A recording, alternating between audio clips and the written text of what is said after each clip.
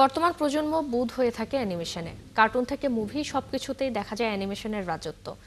Alias process the Dhaka লা গ্যালারিতে শুক্রবার বিকেলে উদ্বোধন হলো অ্যানিমেশন প্রদর্শনী 22।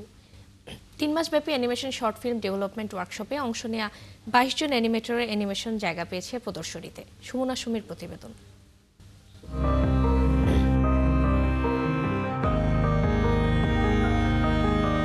দেয়াল জুড়ে শোভা পাচ্ছে উদীয়মান 22 জন অ্যানিমেটরের তৈরি করা অ্যানিমেশন কল্পনার জগৎ বাস্তবতার মুখোমুখি। পুরো ওয়ার্কশপ জুড়ে অংশগ্রহণকারীদের নানা ডেভেলপমেন্ট অনুশীলনের থিমেটিক ও ভিজুয়াল রিসার্চ, চরিত্র জগৎ তৈরি, কনসেপ্ট আর্ট, স্ক্রিপ্টের খসড়া এবং স্টোরি বোর্ডিং জায়গা পেয়েছে প্রদর্শনীতে। এই গল্পটা আমি বলা যায় অ্যাটলিস্ট 10 বছর ধরে ভাবছি, জাস্ট মাথার মধ্যে আটকে ছিল। তো সারা হুসাইন আপুর আন্ডারে আমরা শেখার পরে গল্পগুলোকে আমরা সত্যিকারের রূপ দিতে পারছি। আমাদের মেইন অবজেক্টিভ যেটা ছিল যে আমরা একটা অ্যানিমেটেড শর্ট ফিল্ম বানাবো, যেটার ইনিশিয়াল যেই আপনার স্টোরিটাকে চিন্তা করা, ওটা স্টোরি বোর্ডিং করা বা হচ্ছে কি মূল আইডিয়াটা যেটা, ওটাকে হচ্ছে সলিড করার জন্যই আসলে আমাদের এই কোর্সটা ছিল।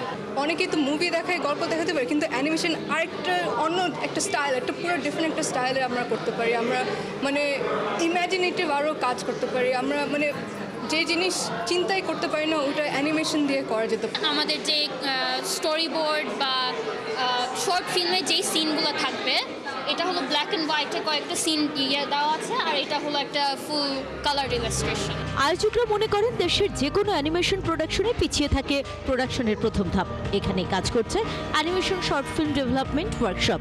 এটা অনেক ইন্টারেস্টিং একটা জার্নির ভিতর দিয়ে গিয়েছি। প্রথমে যখন আমাদের মনে হলো যে ওয়ার্কশপটা করব, তখন একটা ভয় ছিল যে এই ধরনের ওয়ার্কশপ আসলে কতখানি কার্যকরী হবে। পার্টিসিপেন্টরা দেখা গিয়েছে যে তাদের যে যার ইন্টারেস্ট থেকে কাজ করেছে। কেউ কেউ সোশ্যাল ইস্যুস নিয়ে কাজ করেছে, কেউ কেউ সাইকোলজিক্যাল ইস্যুস নিয়ে কাজ করেছে, কেউ কেউ হ্যাপিনেস নিয়ে কাজ করেছে, কেউ কেউ হোম নিয়ে কাজ করেছে। এরকম 22 জনের 22টা টপিক রয়েছে।